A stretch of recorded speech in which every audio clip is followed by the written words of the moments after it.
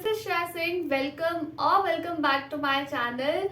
So today's video is going to be all about abstract line art. Basically, from so long I was planning to do something minimalist and at the same time modern also. Then I came up with this idea of abstract line art. But the fun part is definitely I'm going to do this painting on canvas board and on paper, but we are going to try this painting on glass bottle also. So yeah, it's going to be a fun process. If you guys are interested, then keep watching this video till the end. But before starting this video, make sure you have subscribed my channel if you haven't yet. And yes, follow me on Instagram. My Insta link is in description box. Now, without any further delay, let's get started.